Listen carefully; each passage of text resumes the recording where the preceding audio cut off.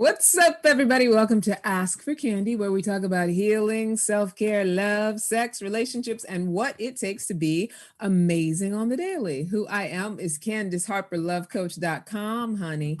And my purpose with this podcast is to create healthy romantic relationships all around the world through self-love, soul connections, and sweetness. But before we get to that, we're here with our production partner, Celebrity Magazine, my Brian. Hi, Brian. Hey, what's going on, girl? You know the usual. There's nothing special going on in the world right now, right? I don't think there. Oh, wait. You know, Is there anything?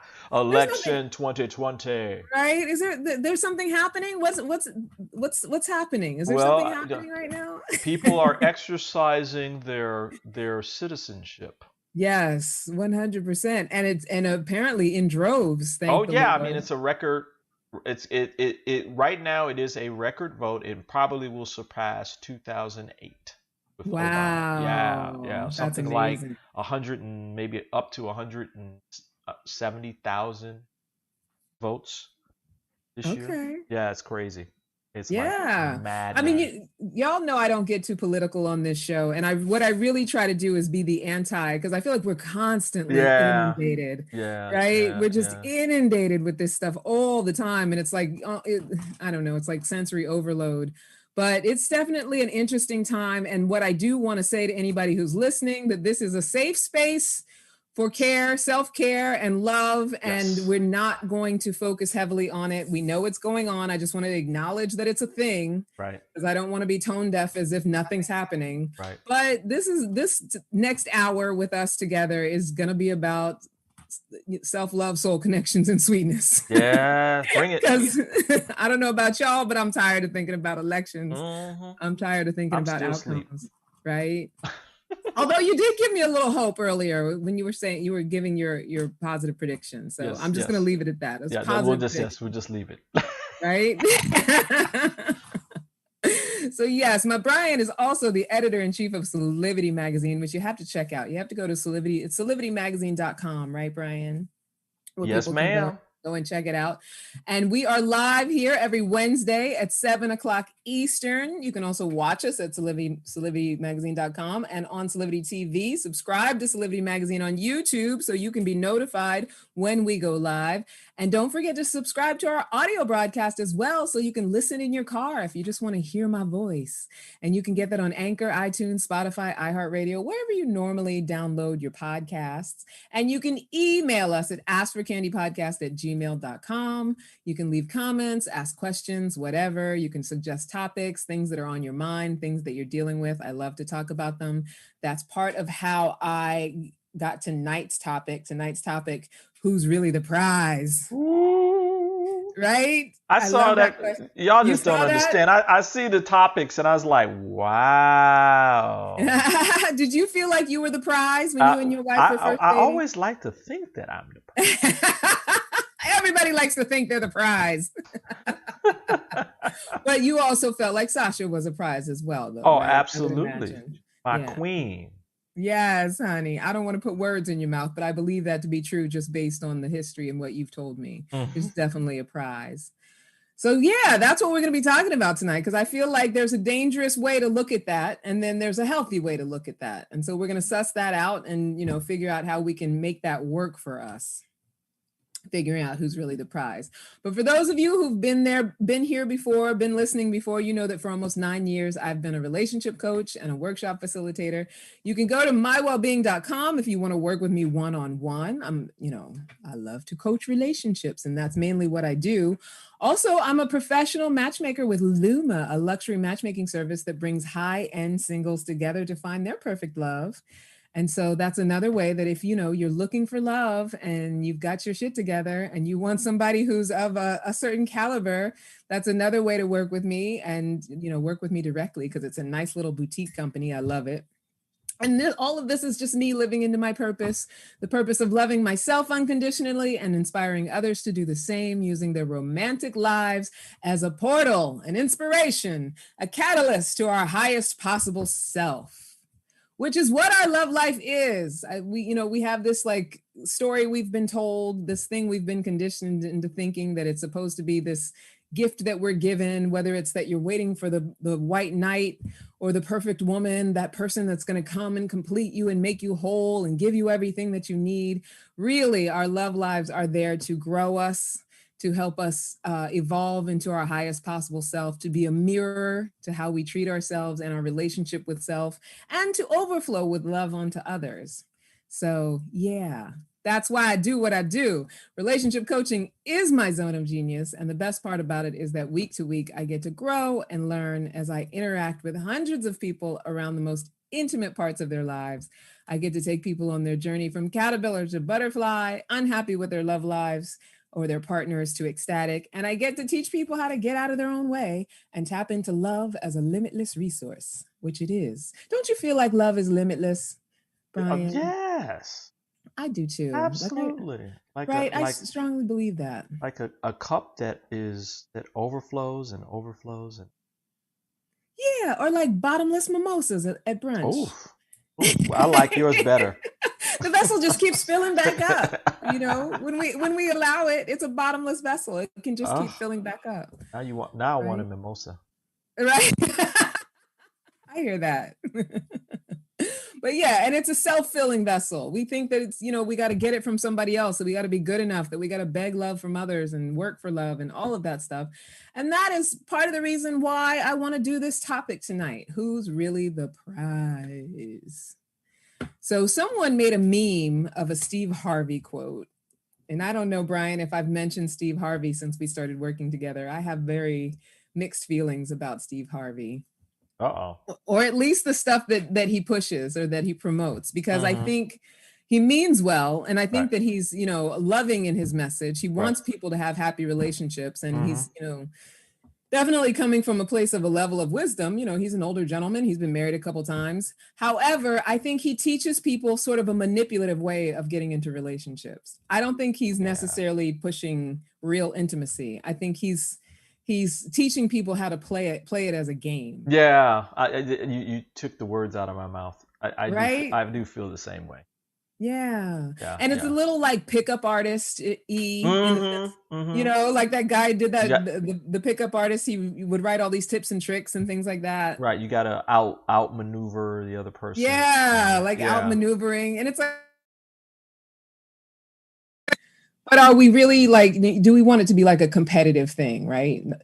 Like that's not what we're looking to do. Yeah. So I found this meme. Hold on a second. Now my mic's acting funny. So I found this meme that said, women, take the pressure off yourself when dating. He has to impress you, not the other way around. You are the prize. Okay. So yeah. And you know what? This is the thing about this. If we go to the historical biology of how it operates, it's that women, are feminine energy. They lean back and men chase and all of that stuff. I get where he's coming from and what that comes from. But I think in our culture, it fosters a certain narcissism in women. I think that a lot of times we take that wrong. That idea of walking around acting like we are the prize. And so then I was watching a YouTube video, and there was a guy who was one of those pro men advocates who's they're always on that bordering edge of anti-women. E-Man Woman's Hater Club. Yeah. So I was watching one of those videos, bordering on MGTOW kind of guy. And he was talking about, because statistically, there are more men. I mean, there are more women than men who are single and eligible, that men are the prize. Right. Yeah. So, and I think that breeds the same kind of narcissism in men, because I think it takes away that opportunity for men to actually pursue in a healthy way. It takes away that opportunity for that, that healthy unfolding to happen. Right. And then I was talking to a friend who I was inviting to listen to last week's podcast. And last week's podcast was entitled, Should He Pay?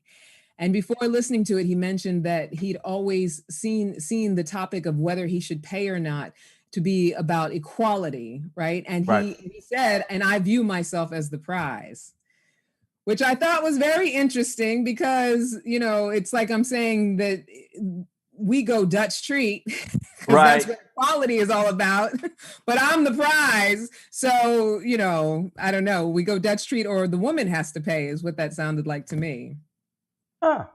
Yeah. So with all of that said, I started to think about this whole idea of thinking that we're the prize. How productive is it when it comes to actually having a healthy, fulfilling relationship? Makes a lot of sense. Yeah. So how helpful can it actually be when we're seeing it the way that we're seeing it? If I'm walking around feeling like I'm the prize, and other people have to sort of respond to me as if I'm the prize. And so tonight I wanted to talk about equality when it comes to dating and relationships, and the way that we sabotage intimacy by buying into being the prize. Ooh. Right. Y'all buckle up, y'all. Buckle up. I'm also going to talk about how any man or woman can truly be a prize, that other people can recognize as such, but how to what it really means to be a prize. Right. And what that, I mean, it's not even a process, what it really means to be the prize. So I want to talk about first how thinking I'm the prize can sabotage intimacy, our Okay. intimacy with each other. So we can get really clear about that. Okay. I'm with you. All right, awesome. So, one for both women and men, I feel like that thinking I'm the prize, it's sort of the root of narcissistic behavior. So, yes, we are absolutely the prize. Like you should feel like you are a prize, right? Because I believe in that. I believe in that kind of self-love. I am valuable. I am worthy. I'm worthy of being loved and being treated well.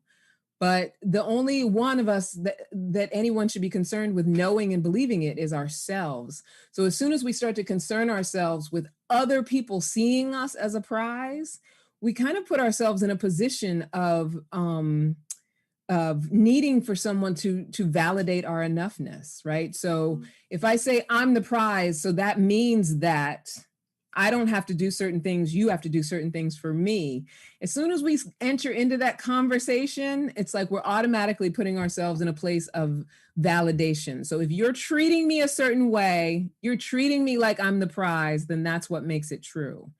And that's not what makes it true. What makes it true is our own knowingness of it and our own alignment with it. Like if I know that I'm valuable, my behavior is going to be in alignment with being valuable and knowing I'm the prize. I'm not looking for you to have to do things in order for me to feel valuable. And if I already know I'm valuable, I'm full enough that I can focus on the things that you do that are valuable to me, right? Rather than looking for what you're not doing that doesn't back up my being valuable. Yeah. Which Yeah. is where right which is where we often get in trouble. So just to use my friend as an example, he was saying that when it comes to paying, he doesn't necessarily believe that as the man he should be paying the check, that's a given because he's the prize. So that we set ourselves up to be looking for the logistics and the minutia to back up what it is we say we think about ourselves, and it's like looking for something external to validate our self-belief. And so that's where narcissism comes in, because narcissism, even though people think that it's people are, they only love themselves, narcissists actually don't love themselves. They're busy trying to make everybody else love them, right? And they're busy Mm-hmm. trying to manipulate how everyone else feels about them. So it ends up being a borderline narcissism when we're like, okay, you have to show me that I'm the prize, Mm. Oh, right? yeah. Not only that, when we look for other people to behave in ways that show us that they think we're the prize, we get attached to what we're getting out of the relationship. Right? That's Right. when we start like nitpicking and keeping score. So if I see you not doing certain things, you ain't treating me like I'm supposed to be treated. Right? I'm going to start nitpicking and keeping score and looking to see that you're doing what I think you should be doing. Right. And that's the kind of thing that clogs our ability to actually connect with each other. That's the kind of thing that has us, feeling disappointed and unsatisfied with each other. This expectation that you're supposed to show up in a way that shows how valuable I am. Right. We get attached to that when Right. we're looking for someone else to show us we're the prize. And you're talking, just to ask the question, you're talking even additionally, like traditional gender roles, right? Like what's the meaning of what people think of themselves, like men, what do we think we're supposed to be doing in a relationship? Women are thinking the same thing, right? Well, what do Like, you mean? Like so like, oh well, if you're the man, you're uh, supposed to be doing this, right? Like you're yeah, supposed to be opening up the door, you're supposed to be paying for dinner, you're supposed to be, yeah. because at the end of the day, I'm the prize and I deserve for you to treat me this way, and then that validates that you understand that I'm the prize, And Yes. okay, all right, all right, all right. Yes, that's Yeah, exactly what I'm talking about. And I'm talking about that in the sense that when we're expecting those things right, and wanting those things and wanting that person to do those things and having a problem with a person because they don't do those things, right. we got to look at, do we really think that we're a prize, or are we trying to get them to prove that we're a prize? Uh-huh. Right?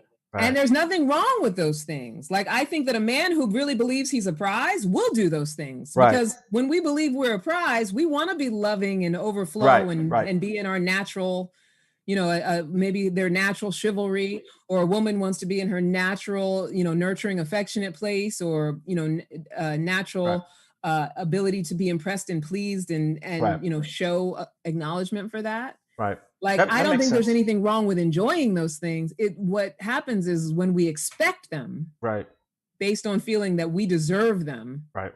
that's where we get into trouble, right?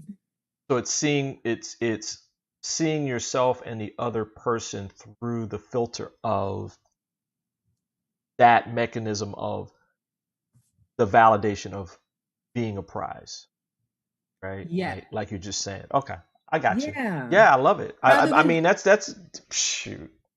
That's an important wow. That's an important concept.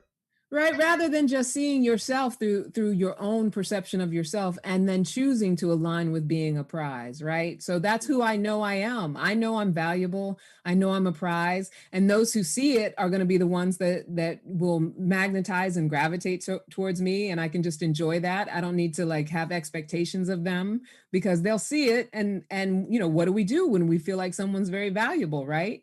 We tend to be inspired to treat them like they're valuable. I don't have to force anybody to treat me like I'm valuable. I don't have to be mad because somebody doesn't, or they don't see it. Because if I'm mad about it, then I'm triggered thinking that, what I already think about myself might not be true. Mm, All I got to do is know. I just got to know I'm a prize, and you don't have to validate it. right, right, Right? right, right.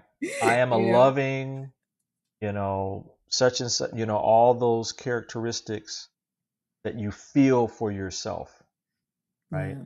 Wow. Woo.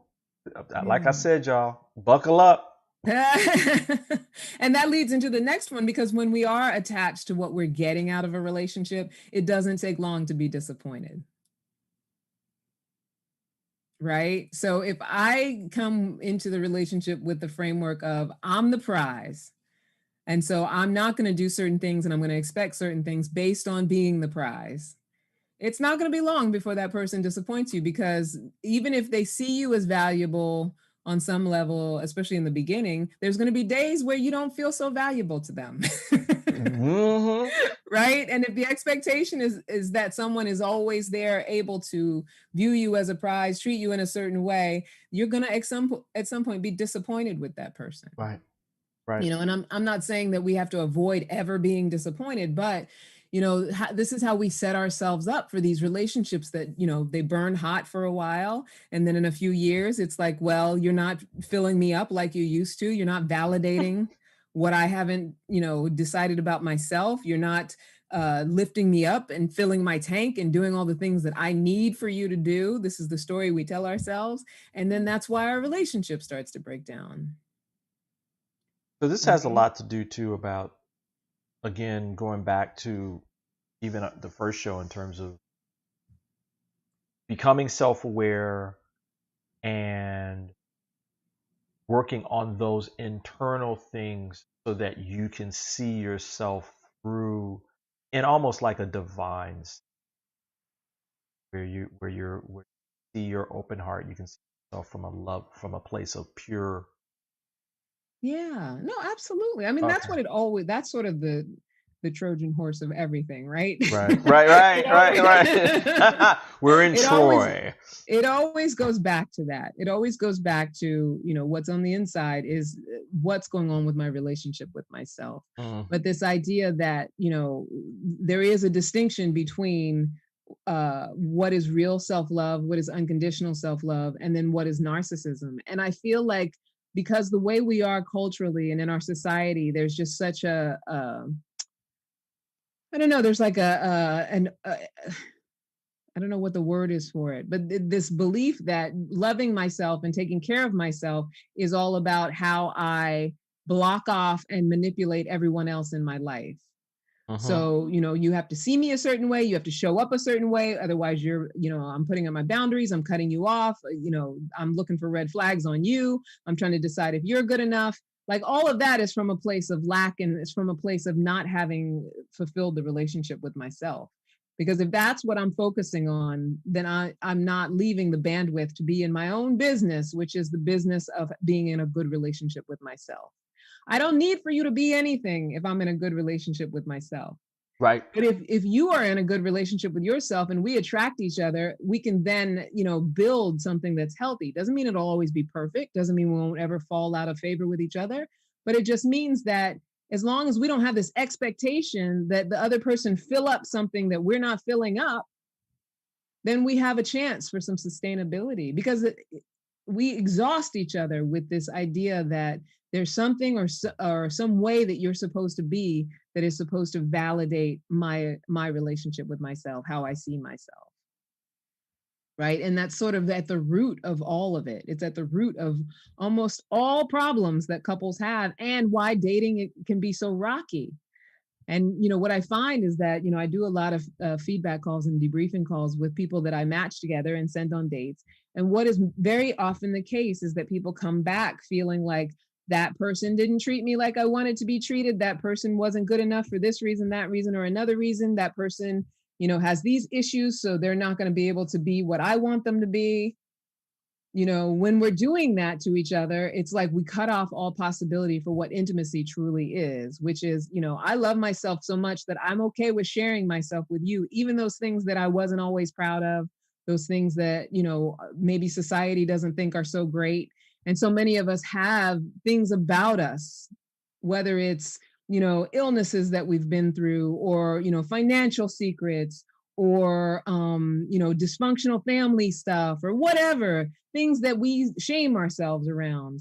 And so that's why it's so important to be in this conversation of self-love, unconditional self-love, and not allow it to be a narcissistic conversation, because narcissistic self-love is not edifying, and it's not unifying, and you will not have an intimate connection with anyone as long as you're trying to force people to be a certain way in your life.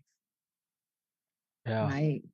And a lot of times I think we get stuck in, how do I force someone to be a certain way in my life? And then we get frustrated once we realize you can't, and then cut off all possibilities. Right. Like, I'm done with love. I give up on love, like I'm that's over. I'm not even looking at that part of my life, because I was unable to force anyone to do the validation and the filling up that I required. So that's what they believe, or we believe love is at that point. Well, I think societally and how we're conditioned, like we think that love is, I find this person and they're everything that I want them to be. And if they're not, I'll change those parts. Ah, Right? the old, I love you, now change. Yeah. Yeah. There was even a show called I Love You, You're Perfect, Now Change. So, that's what this sort of speaks back to. And, the cautious way that we need to be around our language when it comes to this. So if I'm walking around like I'm God's gift in a narcissistic way, I'm going to be looking for someone to constantly be building that up and validating that for me, and, making it true, rather than an authentic, real relationship with myself that doesn't require anybody to follow any rules or anything like that. But magically enough, it does tend to attract people naturally wanting to they feel inspired to show up as if you are valuable. When we know we're valuable, we teach other people that we're valuable. And Right. that doesn't mean that everybody's going to see us as valuable, but the people who don't become very clear. Right? They become very clear to us, and they take themselves away, because if they don't see that we're worth it, they're not going to stick around if we're in alignment with loving ourselves.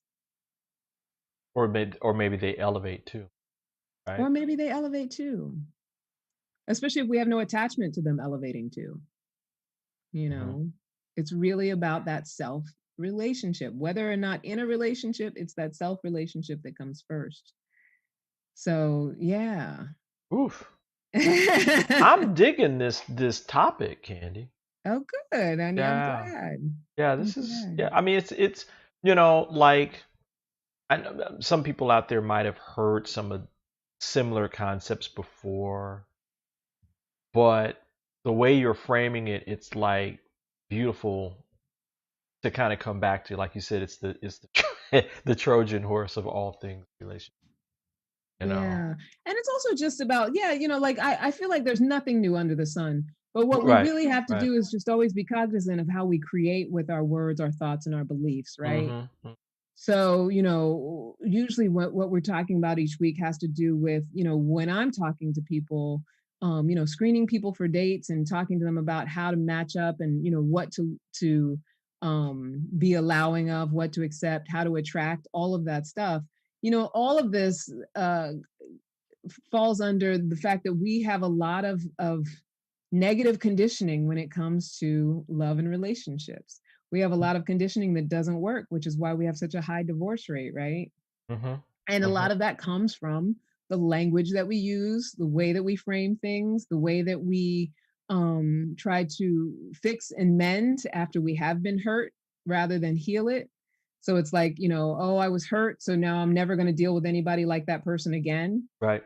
Right. which is exactly how we put the past into the future. So, this is really just about, let's recognize what it is we're saying and what we're believing when we take on these identities of like, I'm the prize. Like, that's an identity to take on. It's Right. an identity, just like if someone were to say, and I get this one a lot. I'm very introverted and I haven't dated a lot, so I have no experience, as if there's some sort of dating mastery that I'm supposed to have that everybody else knows about but me, right?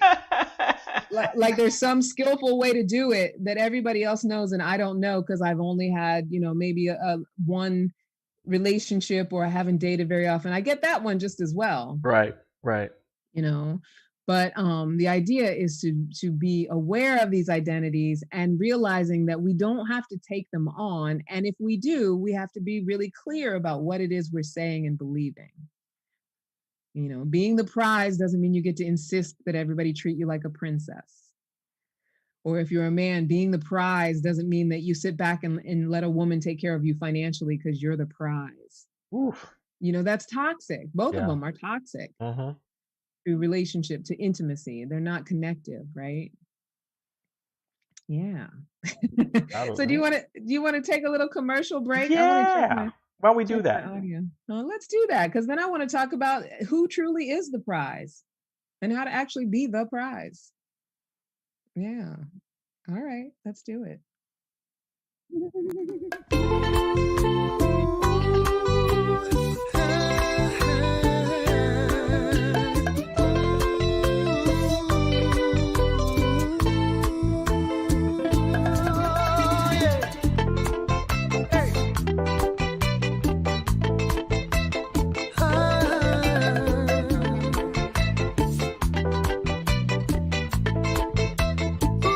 Ya perdí la cuenta, ya perdí la cuenta, ya perdí la cuenta de tropezar con la misma piedra.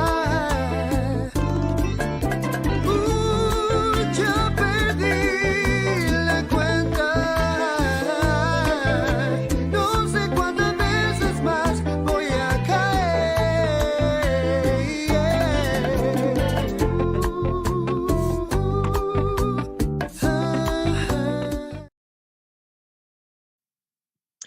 So we're back. So who truly is the prize? Who is truly the prize? How to really be the prize? If you feel like you are the prize, I'm going to go through these possibilities for how you can sort of litmus test it. And the good news is that we are all the prize and everybody can be the prize. It's just a question of how you're framing it. Are you framing it in a way that's workable?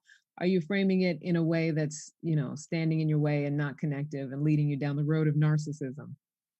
So, number one, the prize is the one who knows their value without needing for it to be validated by someone else's behavior. Simply, right?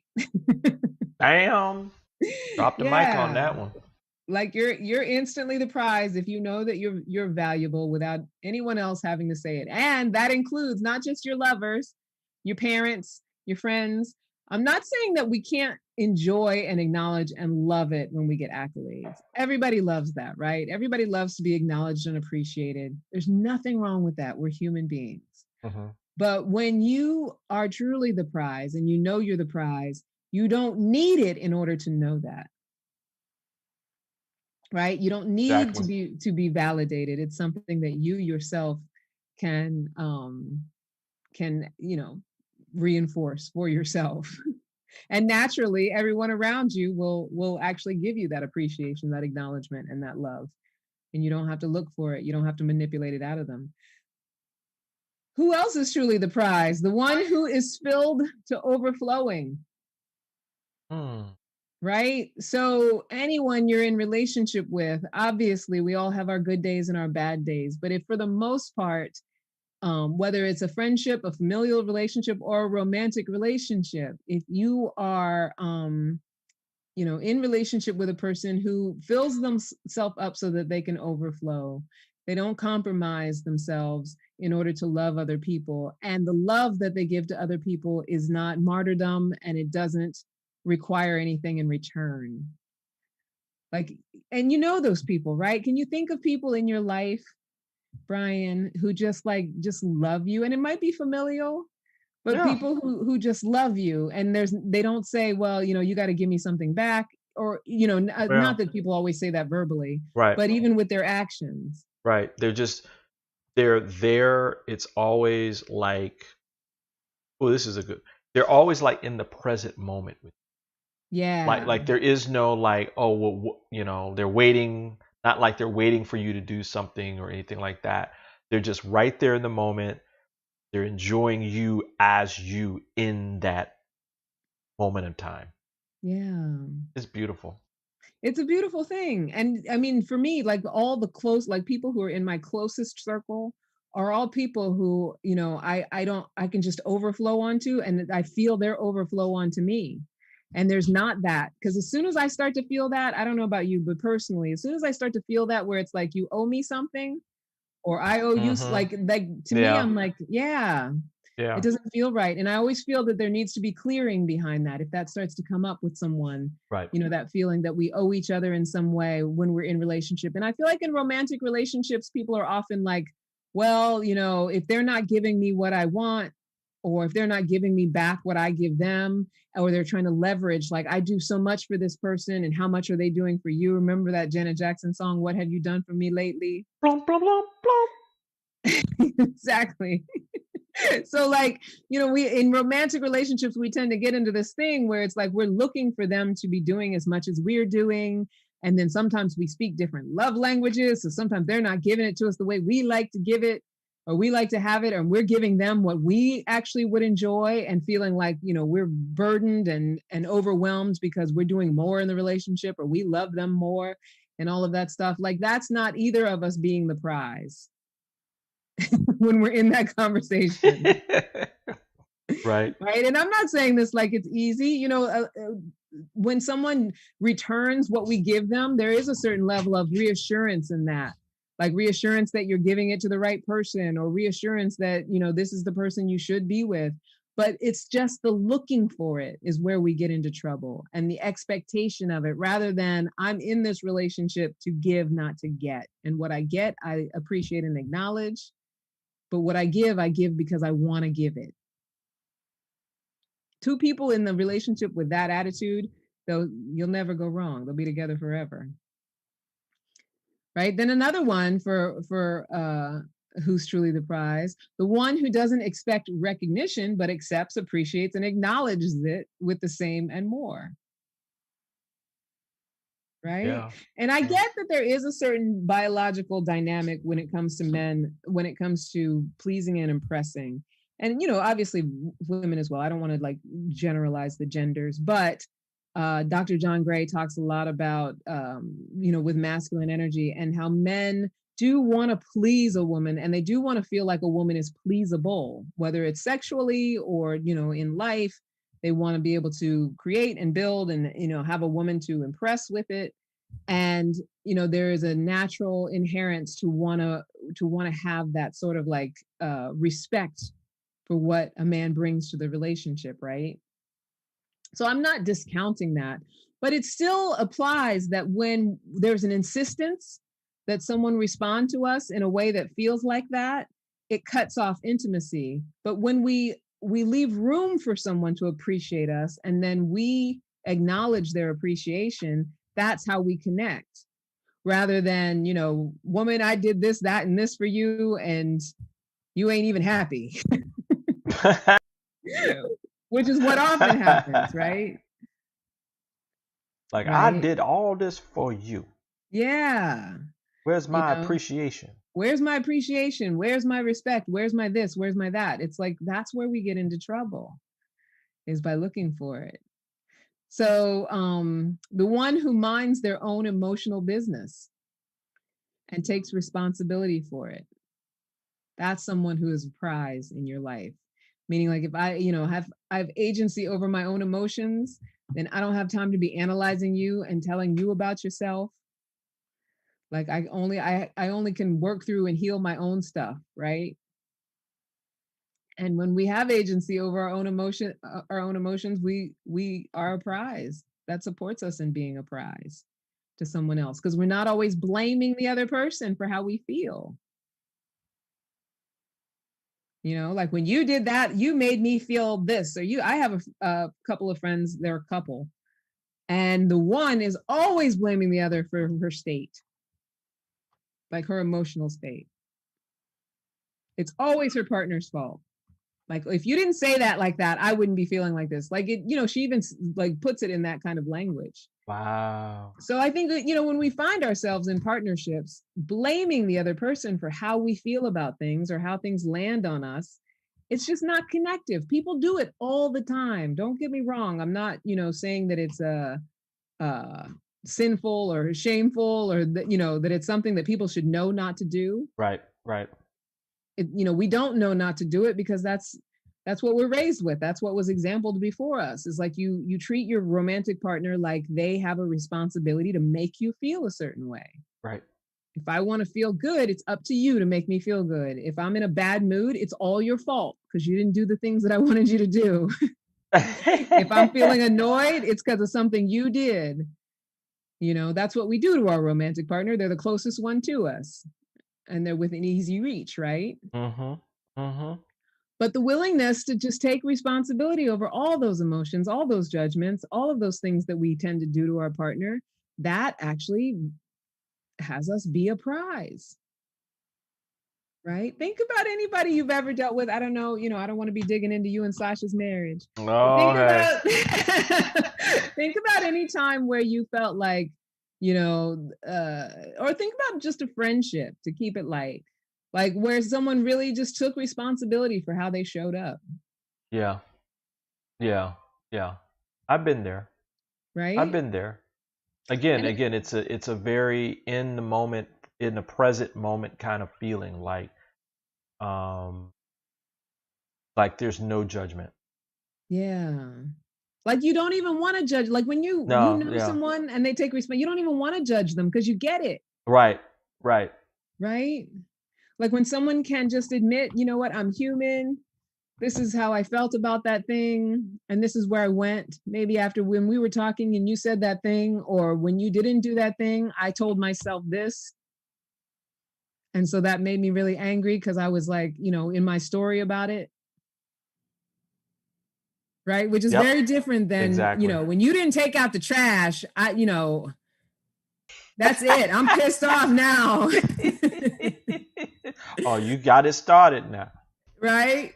Now I don't even want to talk to you no more. So that's another thing that makes us the prize. And I think that can start early on in the dating process. Like, when we're first going out with somebody, we can begin that practice of owning how we feel, because that's when we're the most unsure and vulnerable, I think. Before we've had any sort of exclusivity conversation, when we're first dating somebody, I think we're very afraid to be honest about how we feel about things.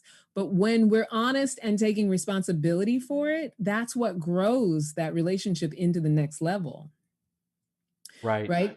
Because there's some, like with online dating and with, what I do with matchmaking, and just, there's just so much possibility out there for how many people you could date.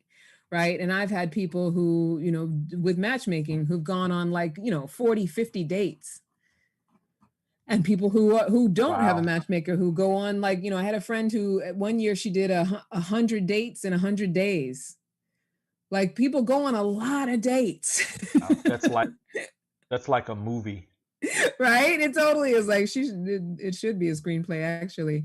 But I say all of that to say that you could endlessly just keep dating and not going to that next level, with the attitude that it's up to that other person to bring you what you need, and to show up in a way that has your emotions be what you want your emotions to be.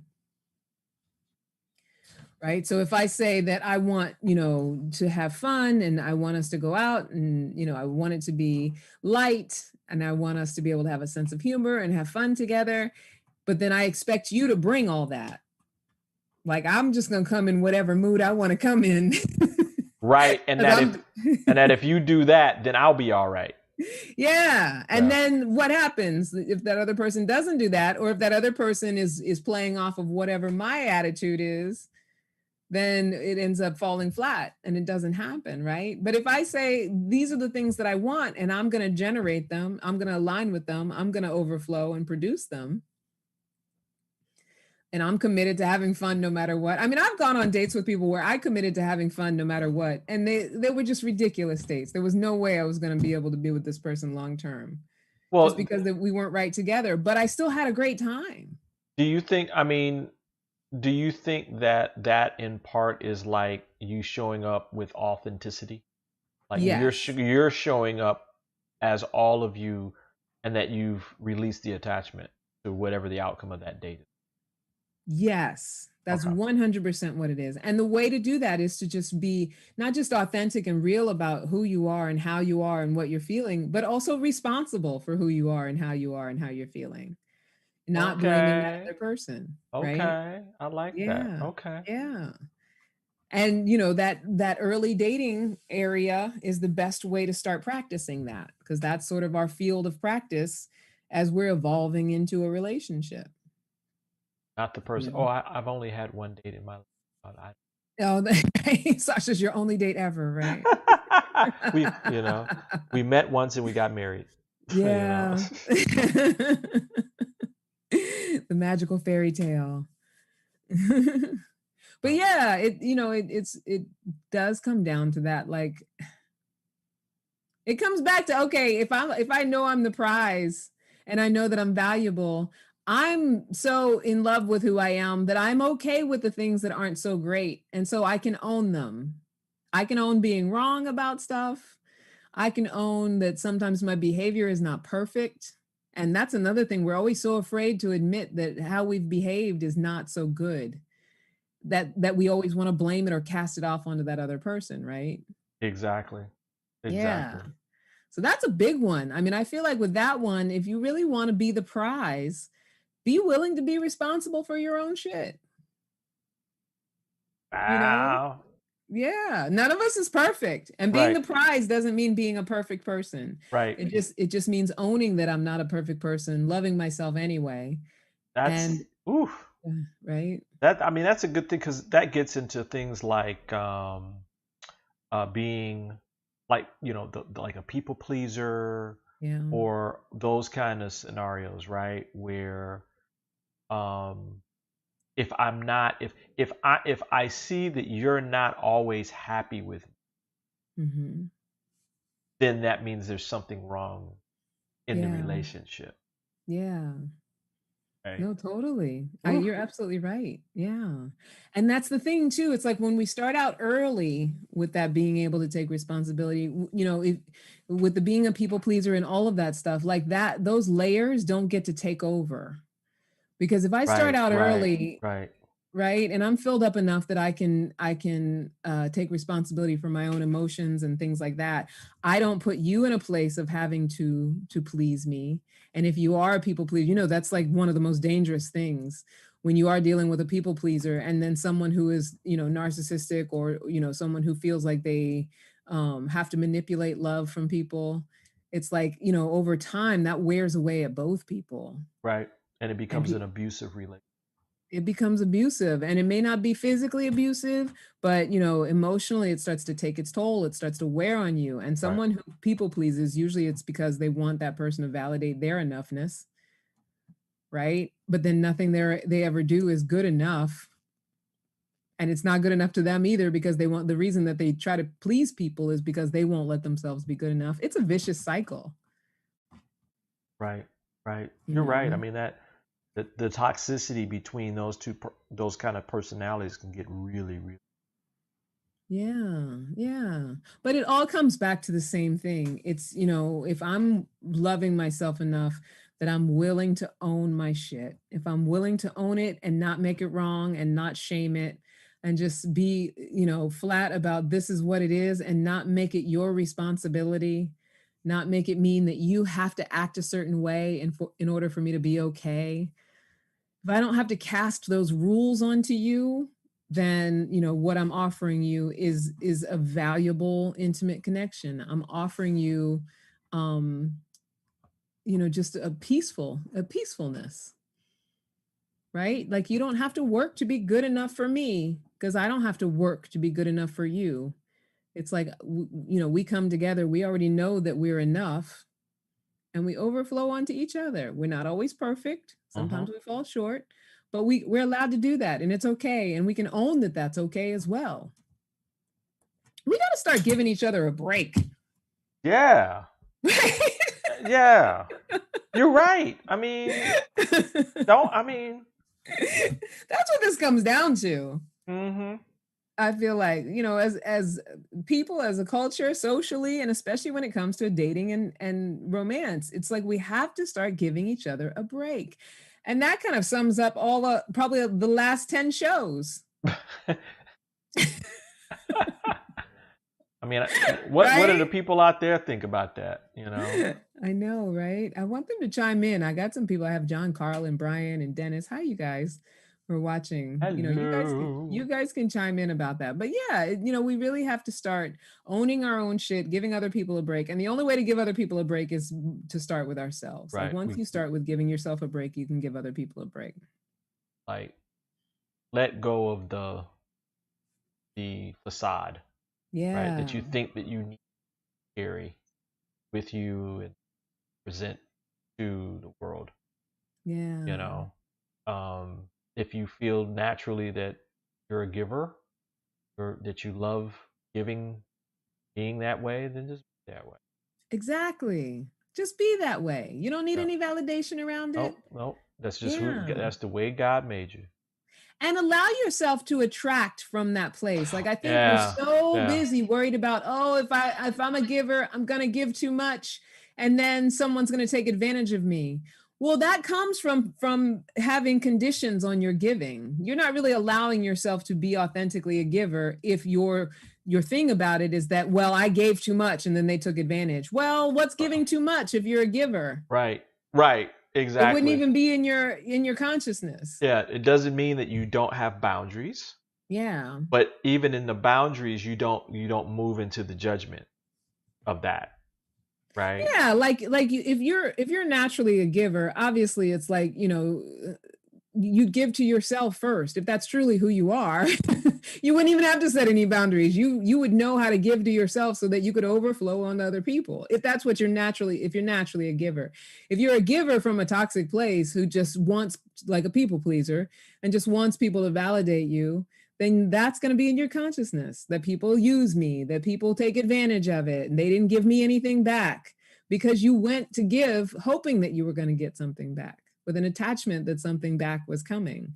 But if I'm all filled up, like, I know when to say no, I know when to say yes, because I take care of myself first, but I know how to overflow because I've taken such good care of myself. Now I can help out you, or help you out, or now I can give to you. It's a completely different experience of being a giver. Right?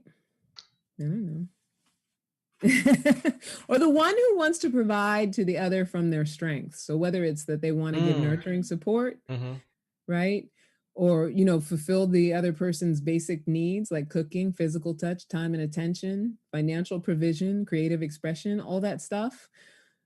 that makes you a prize when you want to do those things for a person. And in as much as a lot of times we have a story that we did that for somebody and they like I said, took advantage of us or didn't do us right or whatever, it's not an excuse to be out of alignment with, truly wanting to show up in a relationship that way.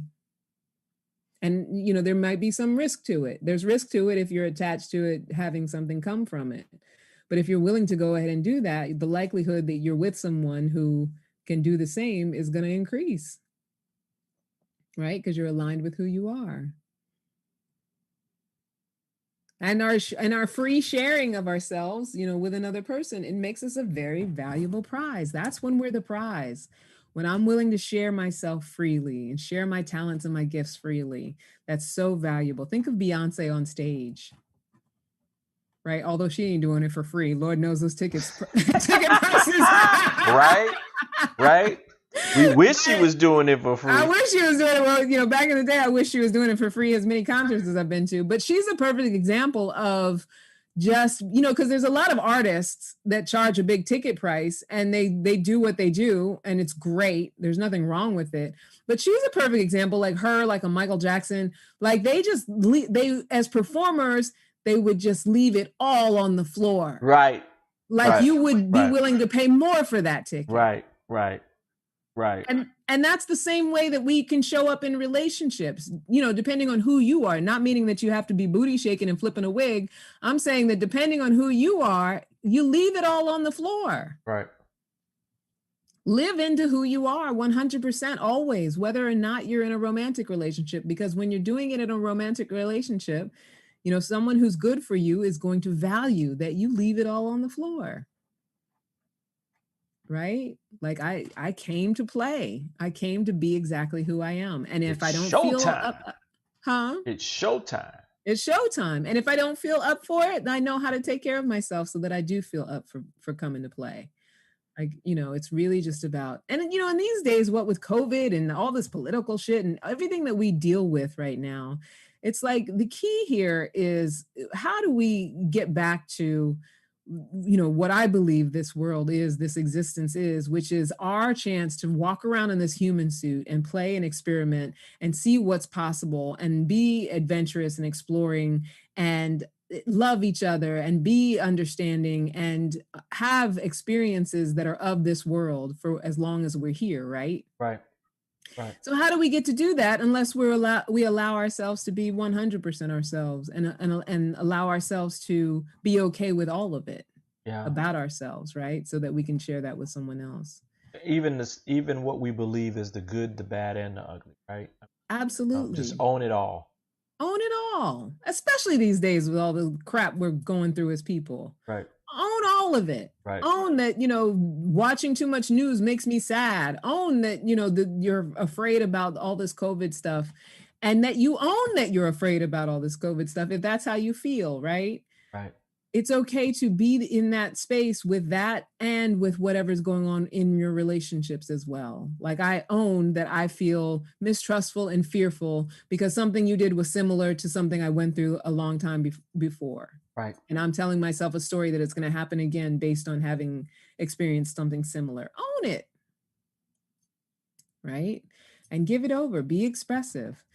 Another way to be the prize, the one who chooses to be in a relationship for what they can give rather than what they can get. Right? I know I've said that before. I know I'm being repetitive, but this one I had to add in. I mean, Brian, this is why I have a dog. Because, and I'll tell you why. Obviously, when you have an animal, you have a lovely cat. When you have an animal, you're the caretaker of that being, right? Right. Like they rely on you for their food, everything, making sure that they can, go to the bathroom in a hygienic way, their health, all of it. Right. And the reason that I love the dynamic, and I'm not saying this is how romantic relationships have to be, but the reason why I love the dynamic of a person-pet relationship is because there's just no meaning like you don't have to make any meaning behind it. Like the pet is there to receive love. Right. Exactly. Right. And they give love as well, right. But because they don't have the cognition that we have, they don't give the love like, oh, well, you know what, you fed me, so let me give you a little extra. They just, They're just doing it because that's how they Right. feel. Right. And sometimes they don't feel like it, and we don't make meaning out of it because we know they don't have that cognition. Right.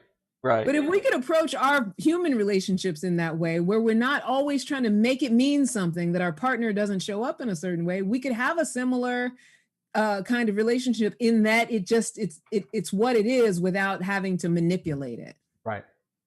Right. I know that sounds crazy. I'm not saying No, for people to but it is true. It's true. Like if Right. you're in a relationship and your partner, let's say your partner is acting in a way where they feel like they're in the prize thing, right? Yeah. And you recognize that. Well, you don't have to buy in. You don't have to you can still remain in what, like you just said, you can remain in a place of unconditional love. Yeah. You can remain in a place where you understand that you are a prize, but in a internally loving way, right? Yeah. And you stand in your square, Yeah. right? Totally. And then the last one, the one that invites us to be ourselves freely and doesn't need to make us change. Right? You are a prize when you just invite someone to just be themselves freely. Yep. Right? You don't need to change them. You don't need to force them to be any other way. And I've been in relationships, I talk about my past relationship that was a mutually abusive relationship. And he was a heavy, heavy weed smoker. I don't have anything against smoking weed, but he had a heavy addiction with it. And I spent so much of that relationship trying to change that about him. Or wanting to do whatever I could to try to get him to stop. And I wasn't being a prize. Like a lot of people would be like, oh, well, it was him because he was the weed smoker. No, it was me because I was trying to change him from what it was he wanted to do. Right. And that you could just decide, well, I don't like this. Yeah. So you got to change it. Yeah. I don't like this, and that I'm just going to move on. Yeah. There's nothing wrong with you. That's your thing. But that's not my thing. Yeah. And that's the thing that we can do. But to be a prize, it's a willingness to allow someone to be themselves freely. Yep. That's what makes you a prize. Anyone in your life who just accepts you for exactly who you are. And if you accept yourself for exactly who you are, they will. Yeah. That's a prize. And so you want to be that as well. You don't want to just be looking for somebody who's like that. Be someone who accepts people for exactly who they are. Everybody who I interview for matchmaking, they all say, I want someone who sees and accepts me for exactly who I am. But here's my list of requirements for who they have to be. Right? So it's like you're setting yourself up for not giving what it is that you want to get. Right. You can't be the prize while you're doing that. Right.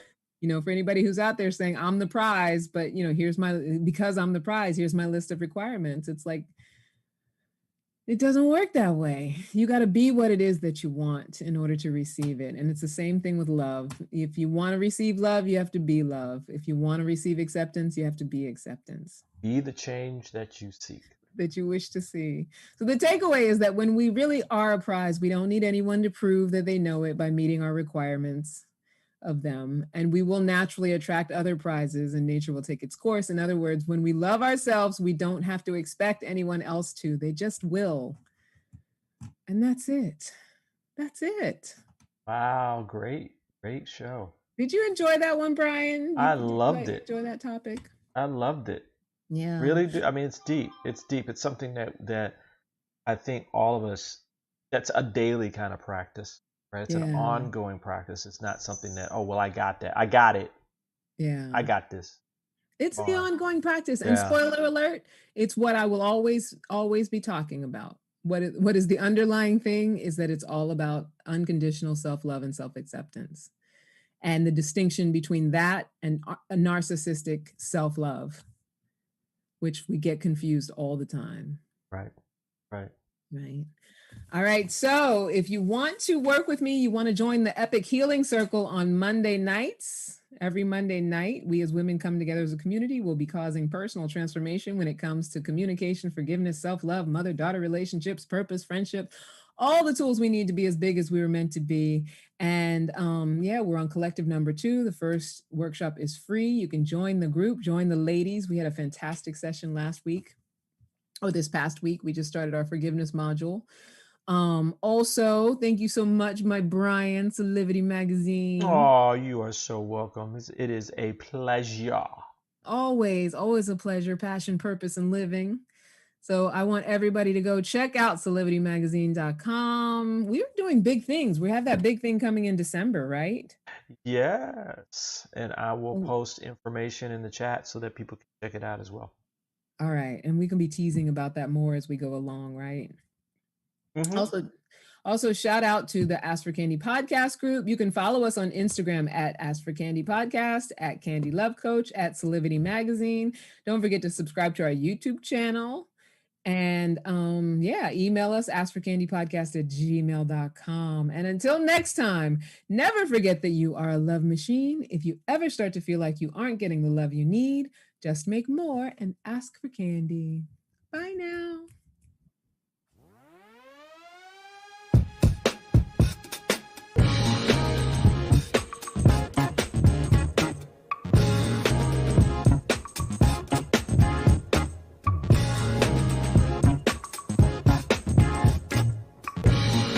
Watch Ask for Candy with Candice Harper every Wednesday at 7 p.m.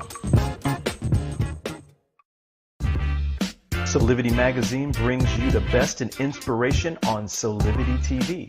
Check out our new shows.